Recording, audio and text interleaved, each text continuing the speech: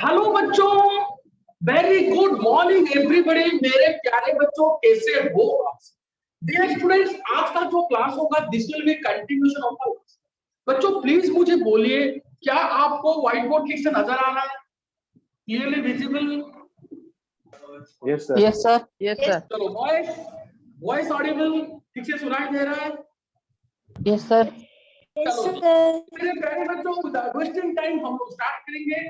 हमने last class तक पढ़ा था गेल-साक्स लॉ ऑफ कांस्टेंट वॉल्यूम। तो आज के क्लास में हम लोग पढ़ेंगे बच्चों आपका next fundamental, that is the last part of the law of chemical combination, that is law of conservation of मास। बच्चों ये बहुत ही सिंपल सा फंडामेंटल है, इसमें कोई बड़ी फंडामेंटल है नहीं, सिंपल सा स्टेटमेंट है। वो लास्ट लॉ क्या है? Law of conservation of mass। देखो बच्चों, लॉ ऑफ कंजर्वेशन ऑफ मास ये आपका लास्ट लॉ। ये क्या बोलता है? The total mass of A system during a chemical change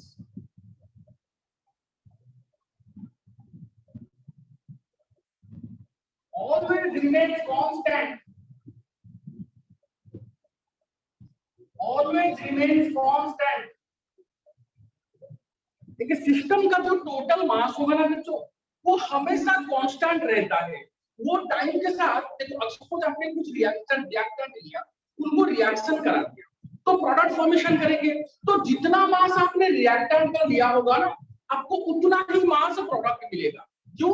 क्योंकि सिस्टम में जो मास होगा ना वो कभी चेंज नहीं होगा, क्योंकि रिएक्टेंट ने रिएक्शन कर लिया तो आपका प्रोडक्ट फॉर्मेशन होगा। तो आपके पास अभी रिएक्टेंट नहीं रहेंगे। इसका ये मतलब नहीं अगर रिएक्टेंट नहीं रहेंगे और प्रोडक्ट फॉर्मेशन हो जाएगा तो आपका सिस्टम का मास चेंज हो जाएगा, नहीं। एक सिस्टम में आपने जब रिएक्टेंट लिया और दोनों को रिएक्शन कराया, या फिर 3 रिएक्टेंट लिया, उनको रिएक्शन कराया, उनका टोटल मास जितना होगा, जब वो प्रोडक्ट में कन्वर्ट हो जाएंगे तो प्रोडक्ट का भी मास उतना ही होगा। उसको बोलते हैं लॉ ऑफ कंजर्वेशन ऑफ मास। इसको और कैसे लिख सकते हैं? और मास can neither be created nor destroyed। अब इसको कैसे भी बोल सकते हो, कोई भी केमिकल चेंज में आपका सिस्टम का मास कांस्टेंट रहता है। आप ये भी बोल सकते हो, या फिर ये बोल सकते हो कि mass can neither be created nor be destroyed. Mass को आप क्रिएट या फिर डिस्ट्रॉय नहीं कर सकते। मतलब केमिकल रिएक्शन में आपका रिएक्टेंट का mass will be equal to product का मास। सर इसका क्या मतलब है? रिएक्टेंट का mass is equal to product का मास। हम एक छोटा सा क्वेश्चन कराएंगे, आपको क्लियरली समझ में आ जाएगा। तो बच्चों इसका स्टार्ट करते हैं क्वेश्चन नंबर 1। तो समझ में तो आ गया होगा, मास can neither be created nor be destroyed. तो चलो बच्चों, विदाउट वेस्टिंग टाइम इस छोटे से फंडामेंटल को ज्यादा टाइम ना लेके सॉल्व करेंगे। क्वेश्चन नंबर 1 देखिए बच्चों, 5.2 ग्राम of calcium carbonate when heated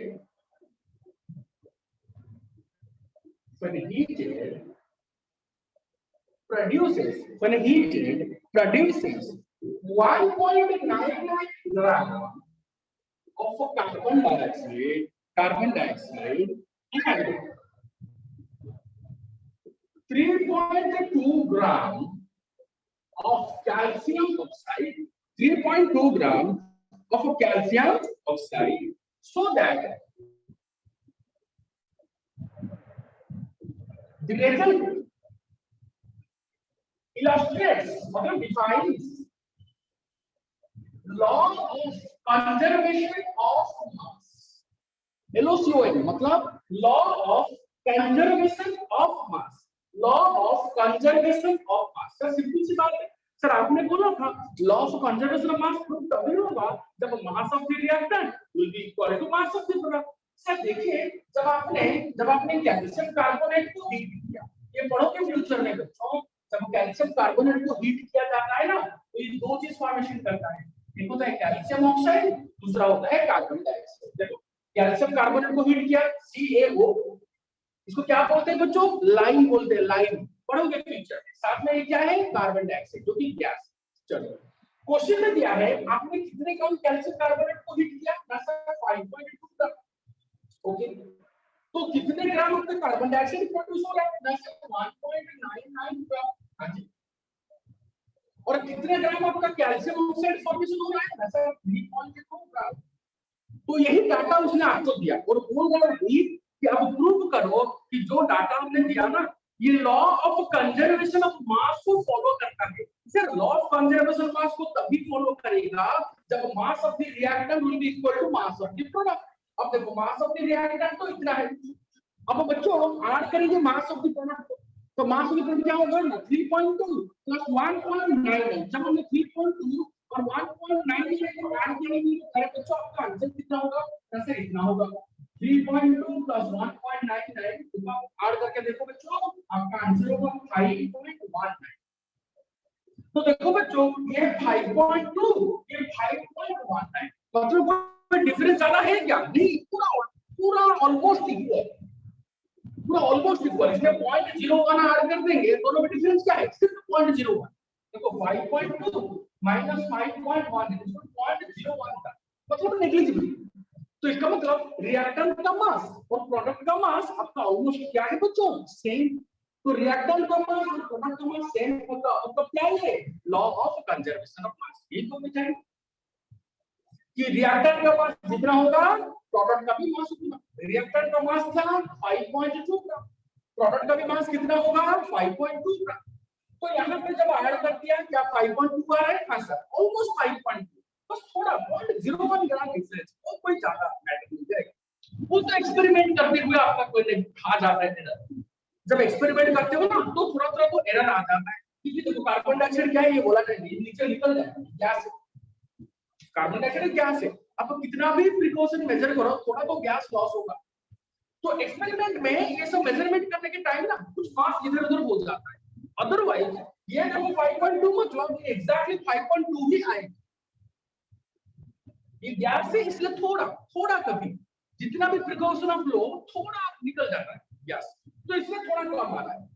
तो इसका मतलब आपने प्रूव कर दिया कि mass of the reactant is equal to mass of the product. इसी को क्या बोलेंगे?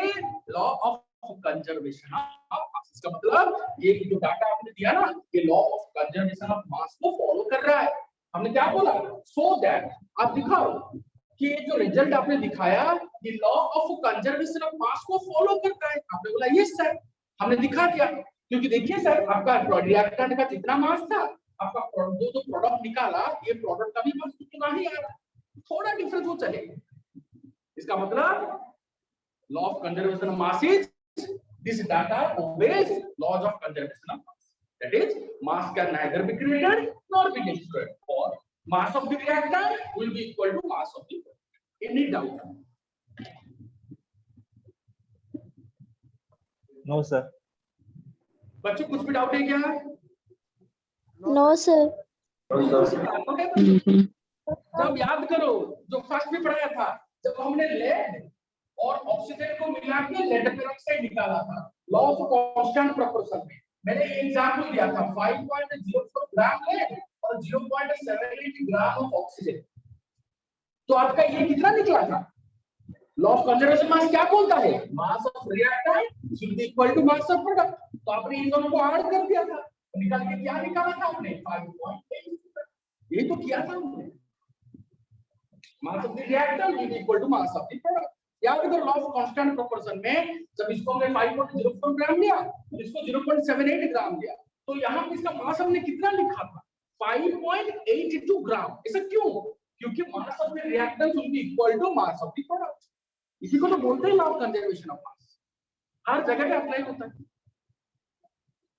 आया समझ में? मिटाएंगे इसको? Yes sir. मिटाएंगे बच्चों? Yes, sir. मुझे Yes sir, yes sir.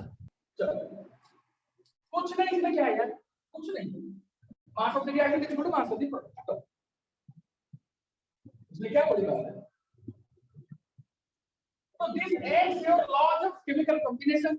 एक बहुत ही इंपॉर्टेंट पार्ट को हमने खत्म किया। अब और भी इंपॉर्टेंट पार्ट स्टार्ट करें। सर कौन सा इंपॉर्टेंट पार्ट? मोल कंसेप्ट। देखो बच्चों, इसमें ना आपको कोई दिक्कत नहीं होगी, क्योंकि थोड़ा आपको कुछ टाइम तक सुनना है, फिर आपको ट्रिक से खत्म करेंगे, सब कुछ ट्रिक से खत्म करेंगे। ओके, चलो स्टार्ट करते हैं आपका नया चैप्टर, मतलब उसी चैप्टर का नेक्स्ट पार्ट, मोल कंसेप्ट। बच्चों इसमें से बहुत सारे क्वेश्चंस आते हैं, तो हमने अभी तक क्या क्या खत्म किया? इंट्रोडक्टरी पार्ट खत्म किया, अप टू पिक्चर, और मैं बार बार बोल रहा हूँ वहां पे क्वेश्चन आएगा 100%। अच्छा, ऑब्जेक्टिव क्वेश्चन आते हैं, सिग्निफिकेंट फिगर खत्म किया, उसका कैलकुलेशन वगैरह सब कुछ खत्म किया। फिर हमने बहुत इंपॉर्टेंट पार्ट खत्म किया, that is law of chemical combination. आपको घर में जाके एक एक लॉ को पढ़ना है और उसका न्यूमेरिकल खुद सॉल्व करना है। एक बार आपको समझ में आ गया कि आप लोग क्या कर रहे हो, फिर आप बुक से कोई भी क्वेश्चन सॉल्व कर सकते हो law of conservation, law of chemical combination का। पर अब जो पढ़ेंगे ना मोल कंसेप्ट, इसमें से 1000 क्वेश्चन आते हैं बच्चों, और आपको फिर से रिक्वेस्ट करेंगे, अगर ठीक से आप लोग सुनोगे, मेरा न्यूमेरिकल फेस करोगे, मेरा ट्रिक्स सब देखोगे, तो बुक में इसके ऊपर 200-300 क्वेश्चन होते हैं, आप चुटकी में सॉल्व कर दोगे। बस आपको विद पेशेंस सुनना है, समझना है, नहीं समझे बार बार पूछना है। लास्ट में हम ट्रिक देंगे और न्यूमेरिकल स्टार्ट करेंगे। ओके, बहुत सारे न्यूमेरिकल। चलो, तो बच्चों मोल कंसेप्ट स्टार्ट करने से पहले आपको पहले ये आना चाहिए कि एटम क्या होता है, फिर आना चाहिए कि मॉलिक्यूल क्या होता है, फिर आना चाहिए कि एटॉमिक मास क्या होता है, या फिर रिलेटिव एटॉमिक मास क्या होता है, फिर आपको आना चाहिए एवरेज एटॉमिक मास क्या होता है, फिर आपको आना चाहिए ग्राम एटॉमिक मास क्या होना चाहिए, आपको फिर आना चाहिए मॉलिक्यूलर मास क्या होता है, फिर आपको आना चाहिए एवरेज मॉलिक्यूलर मास क्या होता है, फिर आपको आना चाहिए कि ग्राम मॉलिक्यूलर मास क्या होता है। ये सब आप पहले जानो, फिर हम मोल कॉन्सेप्ट पे चलेंगे। क्यों? क्योंकि रिलेटेड है। तो ध्यान से मेरे प्यारे बच्चों, बहुत कम टाइम में खत्म कर देते हैं, बहुत सिंपल सी बात है। एटम, तो एटम क्या होता है बच्चों? एटम होता है एलिमेंट का स्मॉलेस्ट पार्ट। तो क्या लिखेंगे? Smallest part of element. What is atom? Now the atom is the smallest part of the element. Element which may or may not have independent existence. बच्चों आप केमिस्ट्री पढ़ रहे हो तो कोई भी आपको पहले पकड़ के यही क्वेश्चन पूछ देगा, एटम बोलते क्या है? क्योंकि ज्यादातर लोगों को इस they are obsessed by this term, they are obsessed. Chemistry मतलब एटम होगा, केमिस्ट्री इतना छोटा नहीं है, फिर भी लोग समझते हैं कि केमिस्ट्री तो शुरुआत एटम से करेंगे। तो पूछेगा तो आप टेंशन मत लेना, what is atom? The smallest part of an element. क्योंकि मैंने क्या बोला था, एलिमेंट में आपको एक ही टाइप का एटम मिलेगा, गोल्ड में गोल्ड का एटम, आयरन में आयरन का एटम। तो एटम क्या है? एलिमेंट का सबसे छोटा पार्ट, कहां से होगा? Smallest part of an element. फिर हमने यहां ये क्या लिखा, कुछ मे और may not have independent existence. देखो बच्चों, मैं अगर एटम का एग्जांपल दूंगा, सपोज मैं हाइड्रोजन लिखूंगा, ऑक्सीजन लिखूंगा, नाइट्रोजन लिखूंगा, ये दोस्तों एटम्स का एग्जांपल है।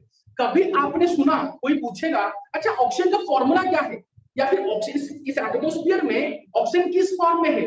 कभी ये मत बोल देना कि ऑक्सीजन एटमॉस्फेयर में इस फॉर्म में है। नहीं बच्चों, क्योंकि एटम का एग्जिस्टेंस नहीं होता, फ्री एग्जिस्टेंस नहीं होता। तो ये किस फॉर्म में है? मॉलिक्यूल के फॉर्म में। मॉलिक्यूल का इंडिपेंडेंट एग्जिस्टेंस होता, एटम का नहीं होता। आप लोग पढ़ोगे बच्चों, जब केमिकल बॉन्डिंग पढ़ोगे तब पढ़ोगे जी। इसका जो एटॉमिक नंबर होता है ना, ये होता है 8। तो कॉन्फ़िगरेशन क्या होता है? 2 6। तो आउटपुट उसमें 6 इलेक्ट्रॉन है, तो ऑक्टेट सेटिस्फाई नहीं है, तो इसको और 2 इलेक्ट्रॉन चाहिए, तभी जाके ये ऑक्टेट सेटिस्फाई होगा इसका, तब जाके ये स्टेबल होगा। तो ये कैसे खुद को स्टेबल करेगा ना? और एक एटम के साथ बॉन्ड फॉर्मेशन करके, और एक एटम के साथ बॉन्ड फॉर्मेशन करके ये क्या करेगा बच्चों? खुद को स्टेबल करेगा और मॉलिक्यूल होगा। कैसे ना? मॉलिक्यूल होगा, तब जाके ये स्टेबल होगा। तो एटम का फ्री एग्जिस्टेंस नहीं होता। और आपको ज्यादा इसके बारे में नहीं बोलेंगे, केमिकल बॉन्डिंग का 4th चैप्टर पढ़ोगे तब आपको डिटेल में सब पढ़ाया जाएगा। बस इतना जान लो, एटमॉस्फेयर में कोई पूछेगा ऑक्सीजन का फार्मूला, आप O मत बोल देना, आप बोलना O2। वो पूछेगा हाइड्रोजन, एटमॉस्फेयर में हाइड्रोजन किस फॉर्म में है, आप बोलोगे H2, H मत बोल देना। H क्या होता है? इसका एटम, एटम का एग्जिस्टेंस नहीं होता। पूछेगा क्यों नहीं होता, आप बोलोगे सर ऑक्टेट सेटिस्फाई नहीं है। आउटर मोस्ट सेल में जो बाहर का जो सेल है उसमें 8 इलेक्ट्रॉन नहीं है। स्टेबिलिटी के लिए बाहर की सेल में 8 इलेक्ट्रॉन चाहिए, तो एटम को किस में कन्वर्ट कर देते हैं, मॉलिक्यूल में कन्वर्ट कर देते हैं। तब मॉलिक्यूल कन्वर्ट करने के बाद क्या उसमें 8 इलेक्ट्रॉन आ जाते हैं आउटर मोस्ट सेल में? हाँ।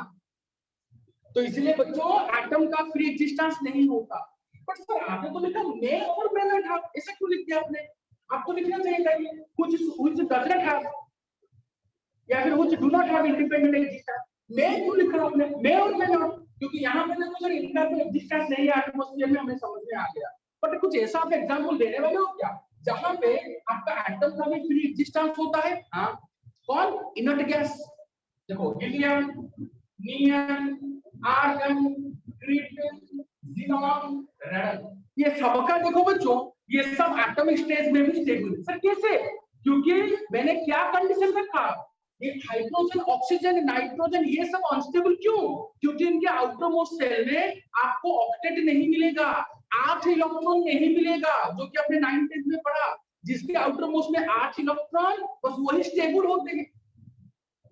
इसलिए सभी एलिमेंट दौड़ते हैं कि कैसे उनके आउटर मोस्ट सेल में 8 इलेक्ट्रॉन हो, बट इनका ऑलरेडी आउटर मोस्ट में 8 इलेक्ट्रॉन है। सिवाय एक्स्ट्रा हीलियम इन सबका आउटर मोस्ट में कितने इलेक्ट्रॉन है बच्चों? 8 इलेक्ट्रॉन। एग्जांपल नियॉन का एटॉमिक नंबर क्या होता है बच्चों? सर 10 होता है। और इसका कॉन्फ़िगरेशन पूरा कॉन्फ़िगरेशन नहीं बताएंगे, आप हर चैप्टर में एटॉमिक स्ट्रक्चर में पढ़ोगे। अभी फिलहाल जितना आपको मालूम है उतना बताएंगे। कैसे? तो आउटर मोस्ट सेल में कितने इलेक्ट्रॉन है? 8। तो ये खुद स्टेबल है, तो इसको मॉलिक्यूल फॉर्मेशन करने की जरूरत नहीं है। जैसे कि आर्गन, इसके बाद क्या है? आर्गन। आर्गन का एटॉमिक नंबर क्या है बच्चों? 18 है। पता चल जाएगा आपको, इसलिए तो बोला था 30 तक पढ़ के आओ। तो ये क्या होगा? 2 8 8 इसका कॉन्फ़िगरेशन 2 8 10 18। आउटर मोस्ट में कितने इलेक्ट्रॉन है? 8 है। तो ये ऑलरेडी स्टेबल है, तो क्या इसको मॉलिक्यूल फॉर्मेशन करने की जरूरत है? नहीं सर, मॉलिक्यूल फॉर्मेशन करने की जरूरत नहीं है। मॉलिक्यूल फॉर्मेशन करने की जरूरत उसी को पड़ेगी जिसके आउटर मोस्ट में 8 इलेक्ट्रॉन नहीं होंगे। तो यहाँ पे देखो बच्चों एक्सेप्ट हीलियम, हीलियम को उसको डुप्लेट बोलते हैं, ये भी स्टेबल। तो उसको छोड़ के बाकी सब में कितने इलेक्ट्रॉन है आउटर मोस्ट में? 8 इलेक्ट्रॉन है। तो इसीलिए सब के सब क्या है? एटॉमिक स्टेज में भी स्टेबल है। मतलब इनको मॉलिक्यूल फॉर्मेशन करने की जरूरत नहीं है। कोई पूछेगा हीलियम का या फिर नियॉन का फॉर्मूला, अब एनी बोलना, Na2 या फिर Na3 मत बोल देना, एनी। बट कोई पूछेगा हाइड्रोजन का फॉर्मूला, अब H2 बोलना, फॉर्मूला मतलब H2। सिंबल पूछेगा H बोल सकते हो, फॉर्मूला पूछेगा H2। क्यों? क्योंकि H फॉर्म में वो स्टेबल नहीं है, ऑक्सीजन O फॉर्म में स्टेबल नहीं है, N फॉर्म में स्टेबल नहीं है, क्योंकि इन सब के आउटर मोस्ट में 2 या फिर 8 इलेक्ट्रॉन नहीं है। 8 इलेक्ट्रॉन नहीं है मतलब वो स्टेबल नहीं है। तो खुद को स्टेबल करेंगे कैसे? ना सर और एक एटम के साथ बॉन्ड फॉर्मेशन करके। कौन सा बॉन्ड? उसको कोवेलेंट बॉन्ड बोलते हैं। फ्यूचर में पढ़ेंगे बच्चों बॉन्ड, वो सब बॉन्डिंग में पढ़ेंगे। बस इतना थोड़ा थोड़ा डाटा दे रहे हैं जितना आपको डेमो क्लास में चाहिए।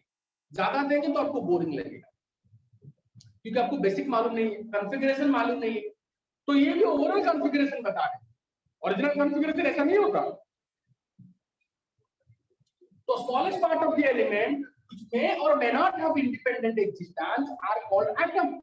तो एलिमेंट का छोटा पार्ट, तो हाइड्रोजन एलिमेंट का सबसे छोटा पार्ट क्या होगा? हाइड्रोजन का। ऑक्सीजन एलिमेंट का छोटा पार्ट ऑक्सीजन का। नाइट्रोजन एलिमेंट का छोटा पार्ट नाइट्रोजन का एटम। हीलियम का छोटा पार्ट हीलियम एटम। नियॉन का छोटा पार्ट नियॉन का एटम। बट इनका इंडिपेंडेंट एग्जिस्टेंस क्यों नहीं है? फिर से बोल रहा हूं, क्योंकि इनका आउटर मोस्ट में आपके ऑक्टेट नहीं या फिर डुप्लेट नहीं है ना। आपका इनका आउटर मोस्ट में 8 इलेक्ट्रॉन है ना इनके 2 इलेक्ट्रॉन। देखो सबका, इसका आउटर मोस्ट में 1 इलेक्ट्रॉन, इसका 6 इलेक्ट्रॉन, इसका 5 इलेक्ट्रॉन, क्योंकि नाइट्रोजन का एटम नंबर क्या है? 7 है। कॉन्फ़िगरेशन 2 5। तो 8 इलेक्ट्रॉन है क्या? नहीं सर। अगर 8 इलेक्ट्रॉन नहीं है तो इसका ये मतलब हुआ कि ये स्टेबल नहीं है। तो ये सभी एटॉमिक फॉर्म, जितने भी एटॉमिक फॉर्म है ये क्या है? अनस्टेबल। इनका इंडिपेंडेंट एग्जिस्टेंस नहीं हो सकता। तो ये किस फॉर्म में रहेंगे? मॉलिक्यूल के फॉर्म में, क्योंकि पढ़ेंगे। बट ये सर ये भी एटॉमिक फॉर्म में रह सकते हैं, क्यों? क्योंकि इनका एटॉमिक फॉर्म ऑलरेडी 8 इलेक्ट्रॉन है, फिर क्या चाहिए? तो इसलिए हमने लिखा ये एलिमेंट का छोटा पार्ट है, कुछ में और may not have independent existence, independently वो रह भी सकते हैं, जैसे कि ये नहीं भी रह सकते, जैसे कि ये अनस्टेबल, ये स्टेबल। ओके, समझ में आ गया बच्चों? समझ में आ गया बच्चों कि इनको छोड़ के कोई भी एटम आपका स्टेबल नहीं। चलो अब चलते हैं बच्चों मॉलिक्यूल। इसका क्या डेफिनेशन है बच्चों? वही से स्मॉलेस्ट पार्ट ऑफ एलिमेंट और कंपाउंड, एलिमेंट का भी ले सकते हो और कंपाउंड का भी ले सकते हो, कोई चाहे इंडिपेंडेंट एग्जिस्टेंस। बच्चों देखो आप केमिस्ट्री पढ़ रहे हो ना, तो लोग आके यही क्वेश्चन आपको पहले पूछेंगे, अरे तो समझ पड़ रहा है कहाँ पे? ना सर मैं यहाँ पे पढ़ रहा हूँ। ओहो अच्छा, केमिस्ट्री तो उनको मालूम है एटम मॉलिक्यूल, तो पूछेंगे मॉलिक्यूल क्या है, तो आप बोलोगे सर हमें तो और बहुत कुछ मालूम है, सिग्निफिकेंट फिगर के बारे में पूछिए, हमें मोल कांसेप्ट के बड़े-बड़े क्वेश्चन दीजिए, हमें आप लॉ ऑफ केमिकल कॉम्बिनेशन दीजिए, अब आप हमें थ्योरी दीजिए, क्या आप वो बोलोगे? नहीं, आपको आंसर देना पड़ेगा। जो भी क्वेश्चन कोई पूछेगा you are bound to give answer, क्योंकि केमिस्ट्री रिलेटेड। तो आप क्या बोलोगे? आप बोलोगे सर मॉलिक्यूल एलिमेंट का वो छोटा पार्ट है, या फिर वो कंपाउंड का वो छोटा पार्ट है, क्योंकि कंपाउंड वो प्योर सब्सटेंस था जिससे आपको एक ही टाइप का मॉलिक्यूल मिलता था। तो हम क्या बोलेंगे? मॉलिक्यूल आपका एलिमेंट का वो छोटा पार्ट है या फिर कंपाउंड का वो छोटा पार्ट है जिसका इंडिपेंडेंट एग्जिस्टेंस होता है, उसको और किसी के सहारे की जरूरत नहीं है। जैसे एटम को किसी के सहारे और एक एटम के सहारे की जरूरत था, इस ऑक्सीजन एटम को और एक ऑक्सीजन एटम की जरूरत था, तब जाके वो O2 बना, वो स्टेबल हुआ। बट यहाँ पे जो मॉलिक्यूल होते हैं उनको कोई भी सहारे की जरूरत नहीं होता। तो एग्जांपल ना सर, एग्जांपल बहुत तरीके से पूछ सकते हो। देखो बच्चों O2 H2 N2 ये सब मॉलिक्यूल, O3 ये सब मॉलिक्यूल, ये ऑक्सीजन का मॉलिक्यूल, ये हाइड्रोजन का मॉलिक्यूल, ये नाइट्रोजन का मॉलिक्यूल, ये ओजोन का मॉलिक्यूल, ये सभी आपके मॉलिक्यूल हैं। समझ में आ रहा है मेरे प्यारे बच्चों? ये सभी आपके क्या है बच्चों? मॉलिक्यूल्स, क्योंकि इनका इंडिपेंडेंट एग्जिस्टेंस है। क्योंकि ऑक्सीजन ने ऑक्सीजन के साथ बॉन्ड फॉर्मेशन कर दिया और बॉन्ड फॉर्मेशन करके क्या किया? अब दोनों एटम में अभी ऑक्सीजन सैटिस्फाइड है। अब पढ़ोगे फ्यूचर में, आप लोग पढ़ोगे, अभी फिर आपको टेंशन नहीं देंगे, सिंपल सी बात है, आपको ज्यादा टेंशन नहीं देंगे बच्चों, बहुत सिंपल सी फंडामेंटल। ठीक है, देखो ऐसे होता है कॉन्सेप्ट। देखो अब इस ऑक्सीजन में, ऑक्सीजन के आउटर मोस्ट में कितना थे? 8 कॉन्फ़िगरेशन क्या था ऑक्सीजन का? 2 2 6। आउटर मोस्ट में कितने इलेक्ट्रॉन ऑक्सीजन के? 6 इलेक्ट्रॉन। तो यहाँ पे 6 इलेक्ट्रॉन है क्या? देखो 1 2 3 4 5 6। हाँ जी सर। अच्छा इस ऑक्सीजन में सिर्फ 6 इलेक्ट्रॉन, तो 6 आउटर मोस्ट में 6 इलेक्ट्रॉन है। 1 2 3 4 5 6। अच्छा तो इसका मतलब दोनों का 6 इलेक्ट्रॉन। अब दोनों ने क्या किया? तो दोनों ने अपना एक इलेक्ट्रॉन शेयर कर दिया। इसने अपना एक इलेक्ट्रॉन शेयर किया इसके साथ, इसने भी अपना इलेक्ट्रॉन शेयर किया इसके साथ, मतलब दो इलेक्ट्रॉन शेयर कर दिए। अब मुझे बोलो इसका आउटर मोस्ट में कितने इलेक्ट्रॉन है? ना सर 1 2 3 4 5 6, ये भी तो है ना 7। इसका 1 2 3 4 5 6, ये भी तो है ना 7। मतलब इसके दो इलेक्ट्रॉन को इसने शेयर किया, इसके 2 इलेक्ट्रॉन को इसने शेयर किया, इसको कोवलेंट बॉन्ड बोलते हैं। फ्यूचर में पढ़ेंगे, अभी फिलहाल पढ़ा रहे हैं तो आपको बता कुछ नहीं। इसके 2 इलेक्ट्रॉन को इसने शेयर किया, इसके 2 इलेक्ट्रॉन को इसने शेयर किया, तो आउटर मोस्ट में दोनों के कितने इलेक्ट्रॉन्स हो गए? 8 इलेक्ट्रॉन। 1 2 3 4 5 6, ये 7। 1 2 3 4 5 6, ये 7। इसीलिए तो बच्चों ये मॉलिक्यूल फॉर्मेशन किया, क्योंकि खुद को स्टेबल किया। तो ये सब फ्यूचर में, अभी के लिए नहीं है, डेमो के लिए नहीं है, ये सब बेकार की बात है, डेमो के लिए नहीं है, इतना फंडामेंटल नहीं चाहिए। बट ये फंडामेंटल चाहिए कि जो मॉलिक्यूल होता है इनका इंडिपेंडेंट एग्जिस्टेंस होता है। आपको ये नॉलेज चाहिए ही चाहिए। मॉलिक्यूल इंडिपेंडेंटली रह सकता है बट एटम इंडिपेंडेंटली नहीं रह सकता। इतना तो जाना चाहिए कि एटम क्यों नहीं रह सकता? क्योंकि उसका ऑक्टेट कंप्लीट नहीं है। आउटरमोस्ट में आपके 8 इलेक्ट्रॉन नहीं है या फिर 2 इलेक्ट्रॉन नहीं है, तो खुद को स्टेबल करने के लिए और एक एटम का हेल्प लेगा। जैसे इस ऑक्सीजन एटम ने इस ऑक्सीजन एटम का हेल्प लिया या फिर इसने इसका हेल्प लिया, खुद को स्टेबल किया। तो स्टेबल कौन होता है? मॉलिक्यूल होता है। एटम स्टेबल नहीं होता। एटम का इंडिपेंडेंट एग्जिस्टेंस नहीं हो सकता, वो इंडिपेंडेंटली घूम नहीं सकते।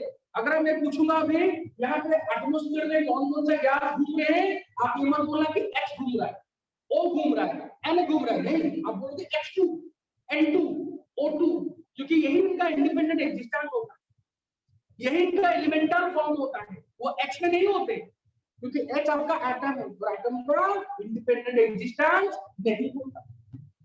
सिंपल सी बात, बहुत सिंपल सी बात है।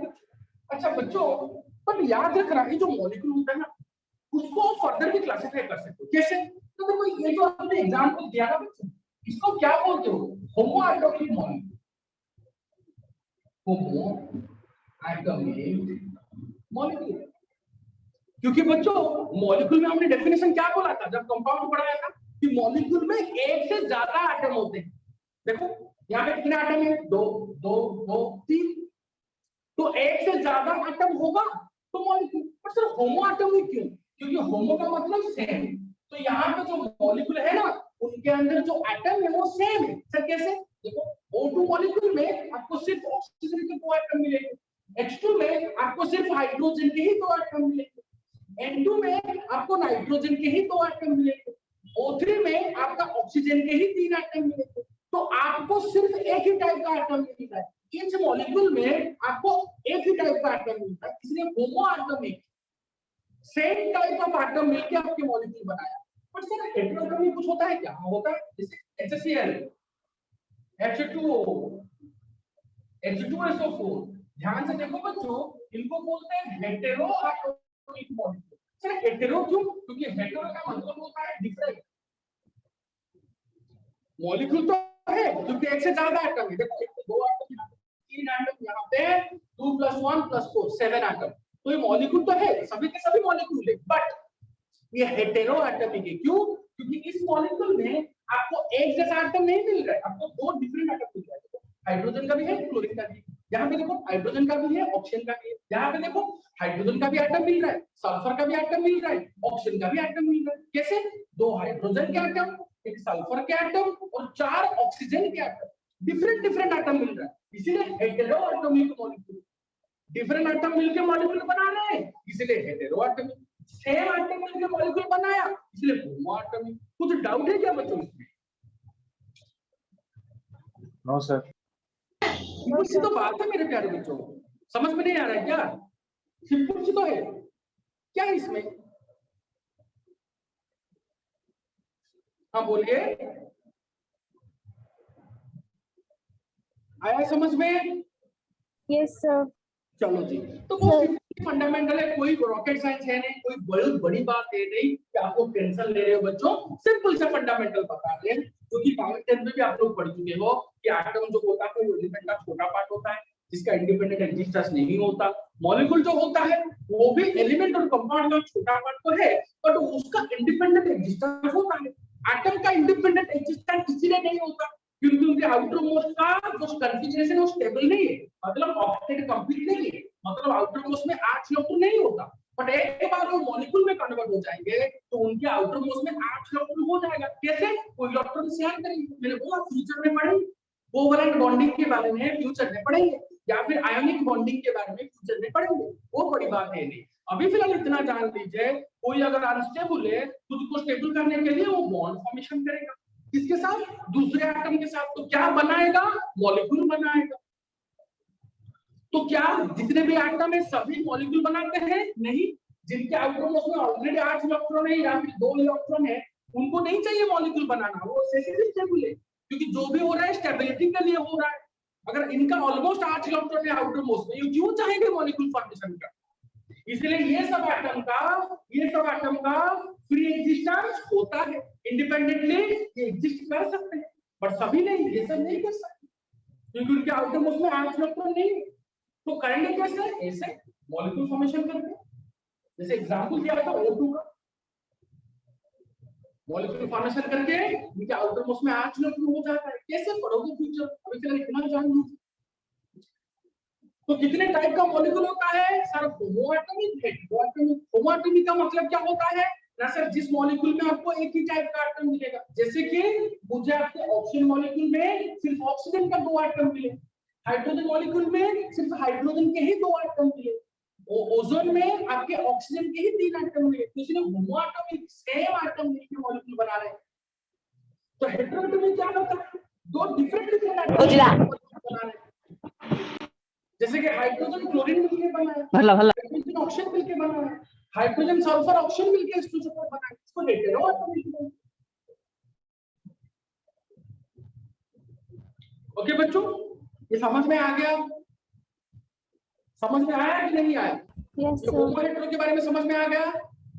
Yes sir, yes sir. बच्चों बोलिए, क्या होमो एटॉमिक मॉलिक्यूल हेटेरोएटॉमिक मॉलिक्यूल समझ में आ गया? Yes sir. Yes, sir. अच्छा, तो मेरे प्यारे बच्चों, इस मॉलिक्यूल को ना आप और भी बोल सकते हो, और भी कुछ बोल सकते हो। सर कैसे? ना इनको आपका बुक में और भी जैसा दिया क्या मेरे प्यारे बच्चों? देखो, इसको हम ये भी बोल सकते हो कि ये मोनो एटॉमिक मॉलिक्यूल। मॉलिक्यूल को ऐसे भी क्लासिफाई कर सकते हो, सब नोट में देंगे। Don't worry. Mono atomic molecule, di atomic molecule, tri atomic molecule, या फिर पॉली एटॉमिक मॉलिक्यूल। मॉलिक्यूल को ऐसा नहीं, किससे होमो एटॉमिक और हेटेरो एटॉमिक से ही क्लासिफाई किया जा सकता है कि होमो में आपको एक ही जैसा एटम मिलेगा और हेटेरो में आपको एक से ज्यादा टाइप ऑफ एटम मिलेगा। ऐसा नहीं कि सिर्फ ऐसे ही आपको कैलकुलेट करना है, ऐसे ही आपको क्लासिफाई करना है। मॉलिक्यूल को ऐसे भी क्लासिफाई कर सकते हो।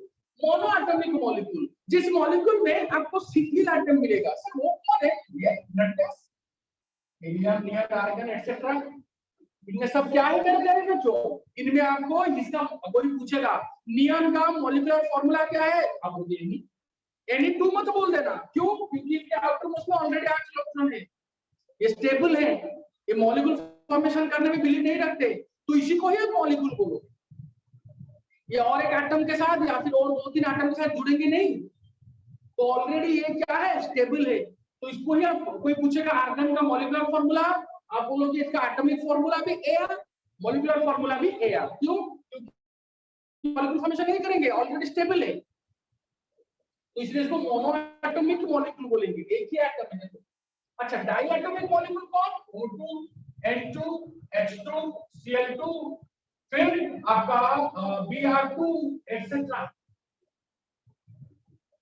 डायटोमिक क्यों? क्योंकि सर इन मॉलिक्यूल में देखो दो एटम है, देखो 2 ऑक्सीजन के एटम, 2 नाइट्रोजन के एटम, यहाँ पे 2 क्या हाइड्रोजन के एटम, 2 क्लोरीन के एटम, 2 ब्रोमीन के एटम, क्या बोल सकते हो? HCl। देखो यहाँ पे डायटोमिक है, 2 एटम, ये सभी आपके डायटोमिक मॉलिक्यूल है। क्योंकि देखो जितने भी मॉलिक्यूल है सब में 2-2 एटम, यहाँ पे देखो 2 atom, 2 atom, 2 atom, 2 atom, 2 atom, 2 atom, तो सभी डायटोमिक मॉलिक्यूल है। फिर ट्राइएटोमिक मॉलिक्यूल कौन? O3 या फिर H2O या फिर कुछ भी आपका मन, H2S, ये सब ट्राई एटॉमिक मॉलिक्यूल्स है। क्यों? क्योंकि इस मॉलिक्यूल में आपको 3 एटम मिल रहा है, 3 ऑक्सीजन के एटम, यहाँ पे 2 हाइड्रोजन के एटम, 1 ऑक्सीजन के एटम, 2 हाइड्रोजन के एटम, 1 सल्फर के एटम, तो ये सभी के सभी क्या है? Try atomic molecule. तो आपका कांसेप्ट क्लियर होना चाहिए। कोई बोलेगा ये H2 के बारे में, मैं आपको क्वेश्चन पूछ रहा हूं, अभी एक्सप्लेन करो इसको, ये कौन सा मॉलिक्यूल होगा? आप क्या बोलोगे बच्चों? ये होमो एटॉमिक है? पहले बोलिए, मेरे साथ आंसर दीजिए, ये होमो एटॉमिक है या फिर हेटेरो एटॉमिक है? Sir hetero. ब्यूटीफुल, पहला आंसर आपका बिल्कुल करेक्ट है, ये हेटेरो एटॉमिक मॉलिक्यूल है। क्यों? क्योंकि हेटेरो एटॉमिक मॉलिक्यूल में मैंने बोला था एक से ज्यादा टाइप ऑफ एटम मिलेंगे। नो डाउट, यस अभिषेक, वेरी गुड। फिर मैं पूछूंगा ये आपके इसका इसमें कितने एटम्स है, इस मॉलिक्यूल में कितने एटम है? ये कौन सा एटॉमिक मॉलिक्यूल है? ट्राई एटॉमिक, ये ट्राई एटॉमिक। Yes, sir. और बच्चों Yes, याद sir. रखना, ये जो एटम्स बोल रहे हैं नंबर ऑफ एटम्स, इसमें कितने एटम्स हैं, इतने कितने एटम्स हैं, जो नंबर ऑफ एटम्स बोल रहे हैं ना एक मॉलिक्यूल के अंदर, उसके लिए एक टर्म है जो कि लास्ट में बताएंगे अभी, उसके लिए टर्म है। मैं बोल रहा हूँ ना इसके एक छोटा सा टर्म है, वो टर्म बहुत इंपॉर्टेंट है, बताएंगे। पहले लिख लीजिए पॉलीएटॉमिक। पॉलीएटॉमिक मतलब तीन से ज्यादा, इसका नाम क्या है बच्चों? देखो मेरे प्यारे बच्चों, पॉलीएटॉमिक देखो, फास्फोरस मॉलिक्यूल में आपके 4 फास्फोरस के एटम, या फिर आपका ऐसे ही सल्फर मॉलिक्यूल में 8 सल्फर के एटम, या फिर H2SO4, या फिर H3PO4। ये सब आप पढ़ोगे बच्चों, पढ़ोगे क्या? आपको तो दिया, जो लिस्ट दिया ना, अगर ये आपको समझ में आ गया तो आपको इजीली आ जाएगा। इस फॉस्फेट का फार्मूला होता है 3-, हाइड्राइड का होता है H+, हाइड्रोजन का H+, तो H+ को इधर लाओ, 3 को इधर लाओ, तो H3PO4, सल्फेट को इधर लाओ, H को इधर लाओ, H2SO4। आपको पढ़ना है, दैट्स ऑल। बट ये सिर्फ पॉलीएटॉमिक क्यों बोला? क्योंकि इसमें 3 से ज्यादा एटम्स हैं। देखो इसमें 4 फास्फोरस के एटम हैं, यहाँ पे 8 आपके सल्फर के एटम हैं। यहाँ पे ध्यान से देखो बच्चों, 2 हाइड्रोजन के, 1 सल्फर के, 4 ऑक्सीजन के एटम हैं। मतलब कितने ज्यादा एटम्स हैं? मतलब 7 एटम है। यहाँ पे देखो मेरे प्यारे बच्चों, सेम 8 एटम्स है। 8 एटम समझ रहे हो बच्चों? देखो मॉलिक्यूल में 8 एटम है, तो इसलिए क्या बोलेंगे? Polyatomic molecule. तो मैं अगर क्वेश्चन पूछूंगा बच्चों, मैंने इसको पकड़ लिया एसिड को, इसके बारे में डिफाइन करो, ये होमोएटॉमिक है या फिर हेटेरोएटॉमिक है? एसिड आपका होमोएटॉमिक मॉलिक्यूल है या फिर हेटेरोएटॉमिक मॉलिक्यूल है? जल्दी से, ब्यूटीफुल, होमोएटॉमिक। Yes sir. मेरे बच्चों आपको एक ही जैसा, ये स्मृत्युंजय बहुत ही बढ़िया, इसमें आपको एक ही टाइप का एटम मिलेगा, सल्फर का ही एटम। 8 एटम आपका सल्फर का ही होंगे। इसका स्ट्रक्चर फ्यूचर में पढ़ेंगे, फ्यूचर में ऑक्सीजन फैमिली, इसको पकड़ रिंग स्ट्रक्चर बोलते हैं, ऐसे होता है, वो फ्यूचर में पढ़ेंगे, अभी नहीं, फ्यूचर में। तो sulphur sulphur sulphur sulphur sulphur sulphur sulphur, 5 sulphur, 1 2 3 4 5 6 7 8, इसको क्राउन स्ट्रक्चर या फिर पकड़ रिंग स्ट्रक्चर बोलते हैं, जो कि सेकंड ईयर में फैमिली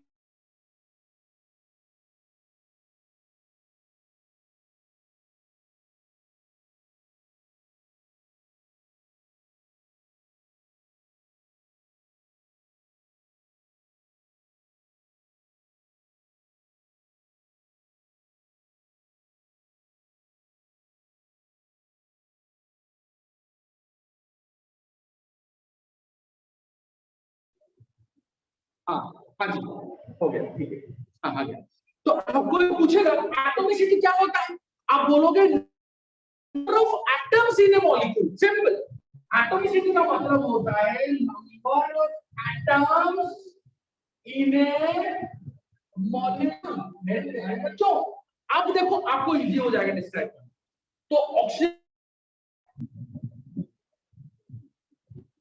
मतलब ऑक्सीजन मॉलिक्यूल में कितने एटम्स हैं?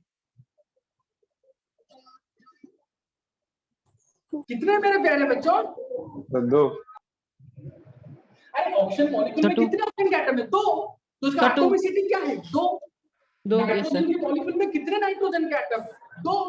2 नाइट्रोजन के एटम मिलके, 2 नाइट्रोजन के एटम मिलके एक नाइट्रोजन मॉलिक्यूल बनाया। 2 ऑक्सीजन के एटम मिलके एक ऑक्सीजन का एटम मॉलिक्यूल बनाया। तो इस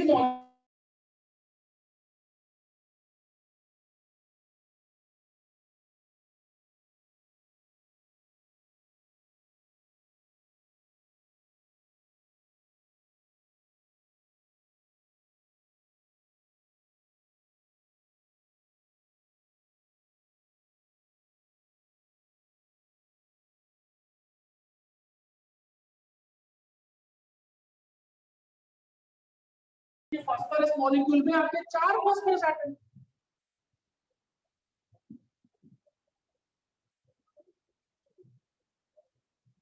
मैं पूछूंगा H2S का एटॉमिसिटी क्या है? आप क्या बोलोगे? H2S का एटॉमिसिटी क्या है? क्या बोलोगे? 3। वेरी गुड अभिषेक। क्योंकि H2S में 2 हाइड्रोजन के एटम्स हैं और 1 सल्फर का एटम है, टोटल 3 एटम है। तो जिसका एटम होगा ना, वो भी होगा उसका एटॉमिसिटी। तो H2S का एटॉमिसिटी इज 3, जितने एटम्स हो। तो मैंने आपको मॉलिक्यूल को कैसे क्लासिफाई करते हैं ये इतना इंपॉर्टेंट नहीं हो सकता बच्चों, बट आपका डेमो क्लास में तो ये चाहिए, क्योंकि डेमो क्लास में ना आपको हाई लेवल का चीज नहीं बताएंगे, पर जो चाहिए उनको बताना पड़ेगा।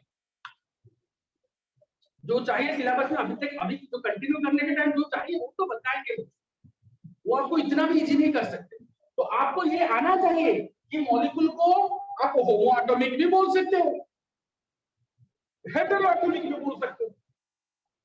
एक जैसा एटम होगा मॉलिक्यूल में तो होमो एटॉमिक, अलग अलग एटम होंगे मॉलिक्यूल में तो हेटेरो एटॉमिक। नाम से ही पता चल जाएगा, क्योंकि इसमें तो कोई डाउट नहीं कि एटम मिलके मॉलिक्यूल बनाते हैं, एटम छोटा मॉलिक्यूल बड़ा। बट कैसा एटम? क्या एक जैसा एटम? हाँ तो होमो एटॉमिक। अच्छा कैसा एटम? अलग अलग एटम है क्या? हाँ तो हेटेरो एटॉमिक। एग्जांपल ये देखो, होमो एटॉमिक का एग्जांपल, हेटेरो एटॉमिक का एग्जांपल, जैसे कि इसमें अलग अलग एटम है। तो ये तो पहला क्लासिफिकेशन। फिर आपने ऐसे क्लासिफाई कर दिया, monoatomic, diatomic, triatomic, polyatomic. Sir कैसे?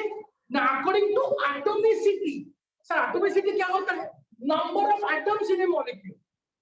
तो ये जो क्लासिफिकेशन आपने किया ना, ये जो मोनो डाई ट्राई की क्लासिफिकेशन किस हिसाब से? On the basis of atomicity, on the basis of atomicity. अब तो आपको पता चल गया, on the basis of atomicity आपने क्लासिफाई किया।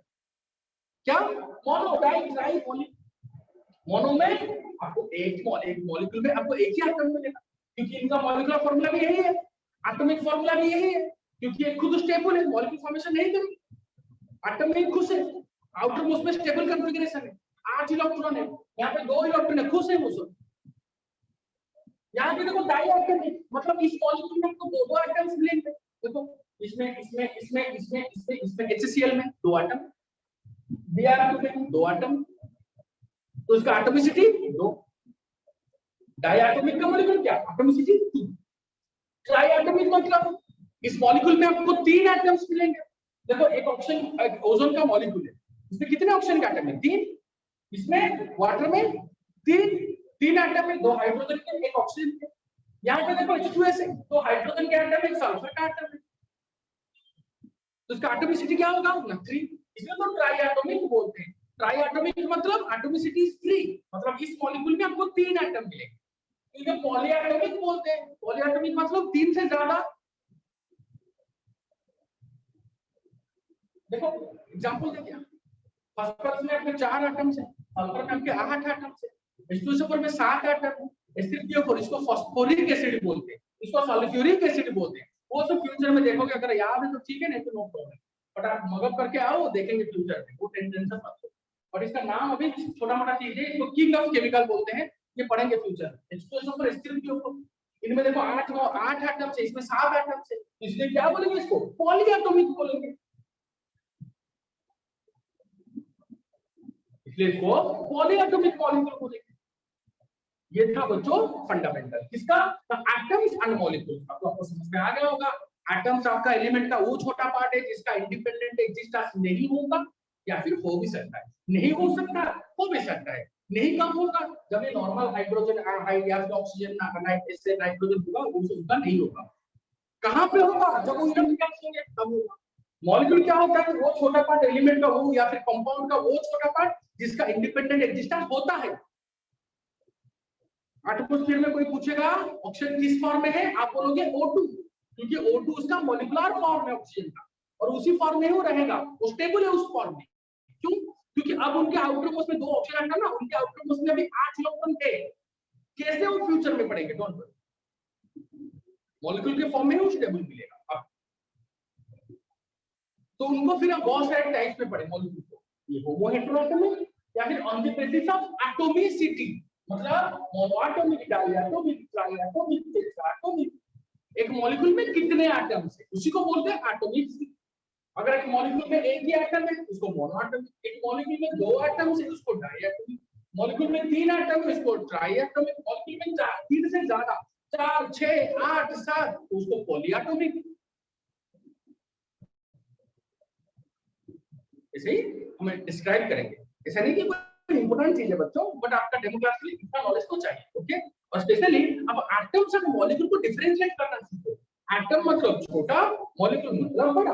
ऑक्सीजन होगा एटम, O2 होगा मॉलिक्यूल, ऑक्सीजन होगा एटम, O3 होगा मॉलिक्यूल। आपको नॉलेज में ये सब आना चाहिए, ओके, हाइड्रोजन आपका एटम, क्लोरीन आपका एटम, दोनों को मिला के आपने HCl बना दिया, तो ये हो गया आपका मॉलिक्यूल। तो एटम एटम मिलके मॉलिक्यूल बनाते हैं। देखो दो ऑक्सीजन, आपका 3 ऑक्सीजन एटम मिलके एक ओजोन का मॉलिक्यूल, दो आपका ऑक्सीजन एटम मिलके एक ऑक्सीजन का मॉलिक्यूल। तो एटम छोटा, मॉलिक्यूल बड़ा। आपको इतना समझ में आना चाहिए। धीरे धीरे करके हम आगे चल रहे हैं, ताकि जो हाई फंडामेंटल क्वेश्चन आंसर कराएंगे ना, अभी कराएंगे, बल्कि एक दो क्लास के अंदर आ जाएंगे, सभी ट्रिक देंगे, साथ बहुत बड़े बड़े क्वेश्चन सॉल्व करेंगे, पर उससे पहले आपको बेसिक क्लियर होना चाहिए। ओके, चलो इसको मिटाते हैं।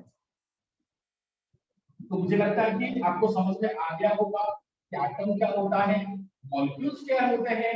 और कोई पूछेगा इसके बारे में, एकदम क्वेश्चन पूछेगा एक बोल, क्योंकि केमिस्ट्री का मतलब तो उनको एक ही चीज मालूम है, एटम्स मॉलिक्यूल। तो पूछेगा बोल होमोएटॉमिक का मतलब क्या, बोल हेटेरोएटॉमिक का मतलब क्या, फिर पूछेगा बोल मोनोएटॉमिक क्या होता है, डाइएटॉमिक क्या होता है, ट्राइएटॉमिक क्या होता है, बोल। तो आप क्या बोलोगे, नहीं नहीं इंपॉर्टेंट नहीं, ऐसा बोलो, आंसर करोगे, करके दिखाएंगे। जैसे बोला वैसे ही करके दिखाएंगे उनको, जो बोले क्वेश्चन पूछेगा।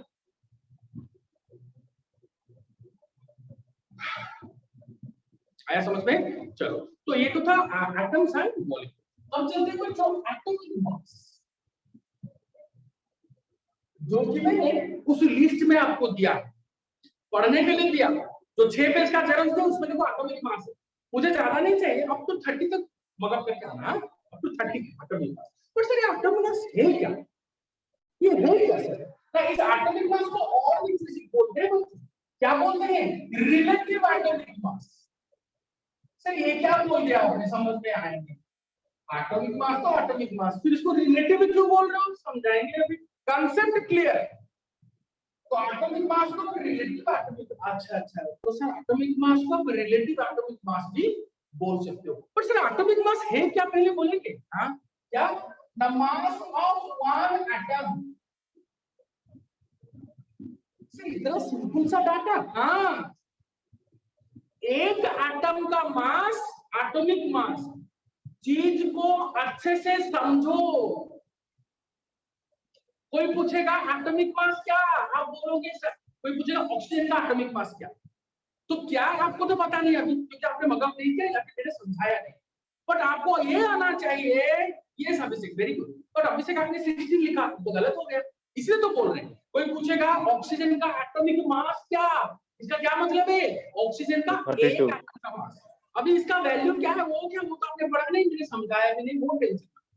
पहले इतना जान लो। कोई पूछेगा ऑक्सीजन का एटॉमिक मास, मतलब आपके दिमाग में ये आना चाहिए, ऑक्सीजन का एक एटम का mass is equal to oxygen का एटॉमिक मास। ये कांसेप्ट क्लियर? एक एटम का mass is equal to atomic mass, उसको और क्या बोल सकते हो, रिलेटिव एटॉमिक मास। सर ये रिलेटिव टर्म क्यों आया, क्योंकि ये जो एटॉमिक मास है ना, वो किसी के रिलेशन में आपने निकाला। सर किसके रिलेशन में आपने निकाला, ध्यान से देखिए। सपोज मुझे ऑक्सीजन का एटॉमिक मास है, तो ऑक्सीजन का एटम कहां मिलेगा, तो ऑक्सीजन के एलिमेंट के अंदर मिलेगा। तो ये है बच्चों आपका ऑक्सीजन का, ऑक्सीजन का छोटा सा टुकड़ा हमने ले लिया, बहुत सारे ऑक्सीजन का गैस था, छोटा सा टुकड़ा ले लिया, तो उसमें क्या मिलेगा, सर सिर्फ आपने बोला सिर्फ उसमें ऑक्सीजन के एटम्स मिलेंगे। हाँ सर ठीक है, हाँ सर, ये सभी के सभी सर आपके ऑक्सीजन के ही एटम्स, ये सभी के सभी आपके ऑक्सीजन के ऑक्सीजन, सबके सभी ऑक्सीजन के एटम्स। अच्छा सर ठीक है सर, ये सभी आपके ऑक्सीजन के एटम्स, ठीक है सर। फिर मुझे ऑक्सीजन का एटॉमिक मास चाहिए, मतलब किसी एक एटम, तो ये एटम है, इसको बड़ा करके दिखा रहे हैं, मुझे इसका मास चाहिए। किसका मास चाहिए, ये ऑक्सीजन का एटम है, ये ऑक्सीजन का एटम है, सेंटर में O इसलिए लिख रहे हैं क्योंकि ऑक्सीजन। मुझे इसका मास चाहिए, अगर इसका मास मिल गया तो मुझे ये एटॉमिक मास या फिर रिलेटिव एटॉमिक मास मिल जाए।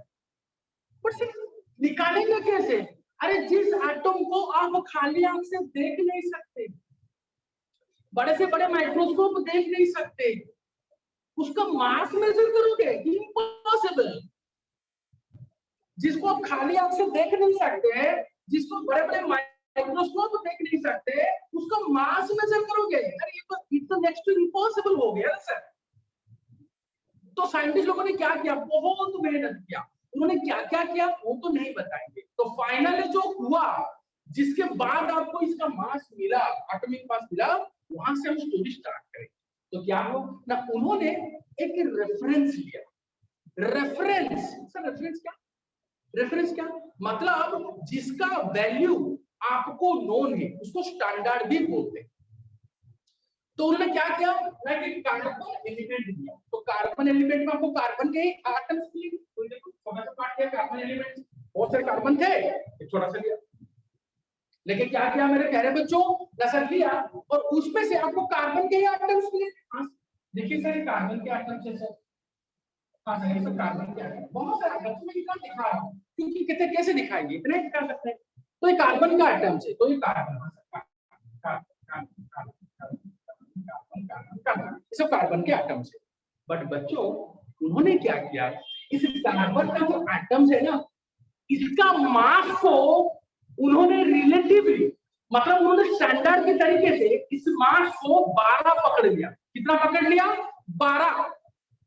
उन्होंने बोला कि जो कार्बन एटम है ना, उन सभी का मास इज 12, मतलब 12 यूनिट, 12 यूनिट उन्होंने पकड़ लिया। तो इस एटम को हम नाम क्या दे सकते हैं? C12, C12, C12, C12, C12। इस नाम से C12। सर C12 क्यों? क्योंकि साइंटिस्ट लोगों ने पकड़ लिया कि जो एटम है ना, उसको मास को उन्होंने पकड़ लिया कि सपोज ये 12 है, 12 मतलब 12 यूनिट, सपोज स्टैंडर्ड ले लिया। क्योंकि अगर स्टैंडर्ड नहीं लेंगे तो इस एटम का मास आप निकाल ही नहीं सकते, क्योंकि बहुत छोटा है, जो खाली आंख से देख नहीं सकते उसका मास कैसे निकालेंगे। तो उन्होंने एक स्टैंडर्ड ले लिया। हाँ जी सर, किसको ना, कार्बन का 12, कार्बन का मास को उन्होंने 12 यूनिट ले लिया। हाँ जी सर। सर फिर क्या होगा? फिर उन्होंने देखो एक एटम को बड़ा करके दिखाते हैं, C12 का एक एटम को कार्बन के एक एटम को बड़ा करके दिखाते हैं। हाँ जी सर, ये क्या है? कार्बन है, और जिसका मास क्या है? 12 यूनिट है। हाँ सर। फिर इस कार्बन का जो है ना, कार्बन का एटम, ये कार्बन का एटम है, उसको उन्होंने 12 भाग किया। 12 भाग कैसे है ना, देखो सर कैसे, 1 2 3 4 5 6 7 8 9 10 11, तो हो गया 12 भाग किया। हाँ जी सर, 12 भाग किया तो क्या होगा सर? अरे भाई, एक का मास था, इसका मास है 12 यूनिट। अगर 12 भाग करोगे तो आपको क्या मिलेगा? Sir 12 cancel, 1 unit. इसे कार्बन 12, इसको आइसोटोप भी बोलते हैं। आइसोटोप क्यों फ्यूचर में पढ़ेंगे। इस कार्बन 12 को अगर आप 12 भाग करोगे तो आपको क्या आंसर मिलेगा?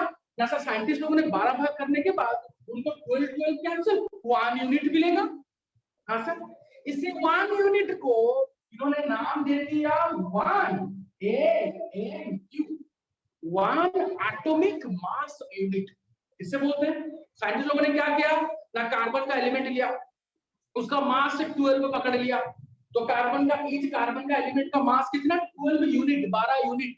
चलो उसको उन्होंने 12 भाग किया तो उनको मिला 1 यूनिट, तो उसी को उन्होंने नाम दे दिया 1 एटॉमिक मास यूनिट। तो कोई पूछेगा 1 AMU atomic mass unit, AMU, AMU atomic mass unit. कोई पूछेगा सर 1 AMU क्या होता है? आप बोलोगे सर C12 को, कार्बन 12 आइसोटोप को अगर 12 भाग करोगे जो मिलेगा उसी को बोलते हैं 1 AMU या फिर 1 U या फिर 1 यूनिट या फिर 1 एटॉमिक मास यूनिट। ठीक है, फिर क्या हो गया सर?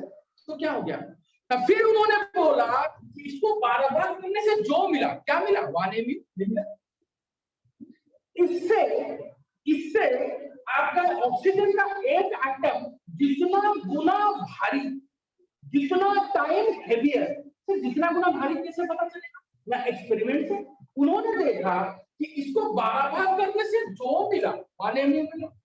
इससे ये ऑक्सीजन का एक एटम जितना गुना भारी होगा ना, यही होगा इस ऑक्सीजन का एक एटम का मास और ऑक्सीजन का एटॉमिक मास और ऑक्सीजन का रिलेटिव एटॉमिक मास।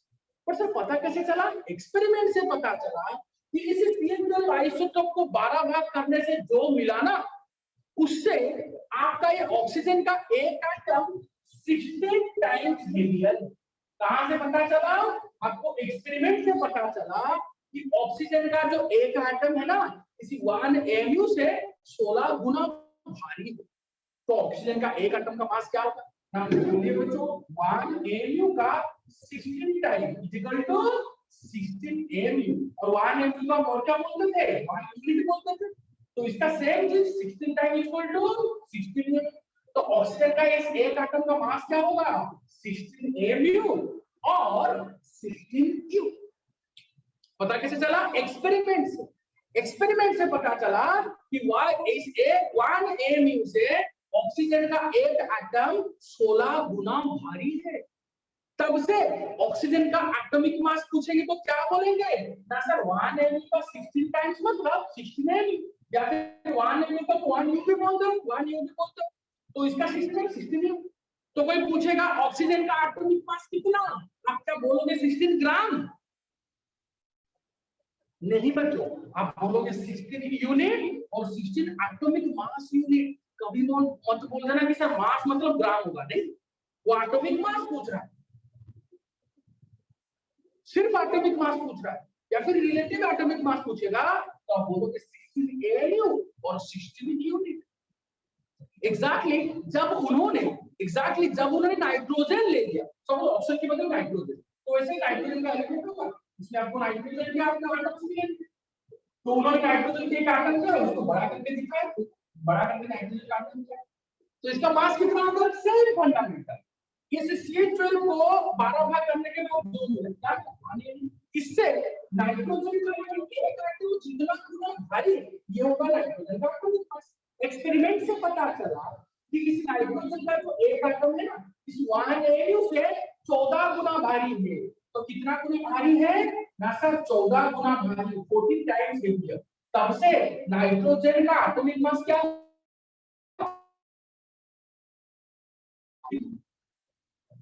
जब हाइड्रोजन लिया, उन्होंने देखा हाइड्रोजन का एक एटम किसी 1 mu से 1.00 टाइम्स हेवियर है।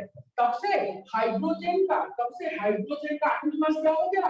सर 1 mu से 1.0080 टाइम्स मतलब 1.008 mu। तो जितना भी आप अभी एटॉमिक मास पढ़ रहे हो ना बच्चों, वो सब एक्सपेरिमेंटल है, ऐसे ही आया है। एक 1 mu से ये ऑक्सीजन का एक एटम जितना गुना भारी है, ये इस ऑक्सीजन का atomic mass, that is 16 mu। इस 1 mu से नाइट्रोजन का एक एटम जितना गुना भारी है, वो है नाइट्रोजन का एटॉमिक मास। एक्सपेरिमेंट से पता चला कि ये 14 गुना भारी है। तो आंसर क्या होगा? नाइट्रोजन का एक एटम का मास और नाइट्रोजन का एटॉमिक मास और नाइट्रोजन का रिलेटिव एटॉमिक मास 14 AU। ऐसे एग्जैक्टली हाइड्रोजन का पता चला 1.008 AU। इसे तो पता चला एक एक। कभी मत बोल देना, मैं क्वेश्चन पूछूंगा नाइट्रोजन का एटॉमिक मास, मत बोल देना कि सर मास, सर हमें तो मालूम है सर 9 10 में मास का यूनिट ग्राम, तो सर आंसर होगा 14 ग्राम। नहीं, गलत। एटॉमिक मास 14 AU और 14 U।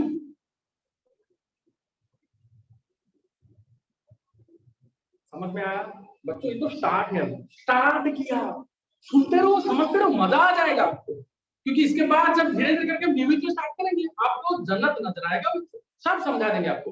बस आपको फंडामेंटल क्लियर होना चाहिए, धीरे धीरे चढ़ा रहे हैं, पूरा बेस लेवल से जा रहे हैं, आपको पूरा क्लियर करके जा रहे हैं, ताकि जो मोल कंसेप्ट जो कि बच्चे डरते हैं, 90% स्टूडेंट डरते हैं, आप पूछो किसी के जाए मोल कंसेप्ट का क्वेश्चन नहीं कर पाएंगे, आपको ऐसे समझाएंगे, चुटकी में समझाएंगे। अगर आप ठीक से क्लास में देखते रहेंगे तो धीरे धीरे करके, अभी स्टार्ट नहीं हुआ, धीरे धीरे करके मोल कंसेप्ट पे चलेंगे, आपको पूरा समझाएंगे और ट्रिक भी देंगे, देखना कैसे करोगे आपको। तो मेरे प्यारे बच्चों, आज तो टाइम हो गया, बहुत टाइम हो गया, 4-5 मिनट एक्स्ट्रा भी हो गया, सो सॉरी फॉर दैट, हम ज्यादा टाइम ले लिया। बस आपको क्या करना है, घर में जाकर रिवाइज करना है, कल की क्लास में हम यहीं से कंटिन्यू कराएंगे और अच्छे से धीरे धीरे करके मोल कंसेप्ट में एंट्री करेंगे। पहले कुछ थ्योरी फिर ट्रिक देके न्यूमेरिकल को स्टार्ट करेंगे। तब तक के लिए मेरे प्यारे बच्चों, have a good day, thank you. Thank you sir. हाँ जी बोलिए। हाँ बोलिए बेटा, बोलिए। केमिस्ट्री का नोट सेंड कर दीजिए। बेटा केमिस्ट्री का नोट सेंड कर दिया आपको? नहीं मिला आपको सिग्निफिकेंट फिगर? तो उसके बाद मेरा नोट? Yes sir. हाँ कर देंगे बेटा, कर देंगे। आज ओके ही कर सर। देंगे। चलो thank you. Thank you sir. Thank you sir. Thank you. Thank you sir.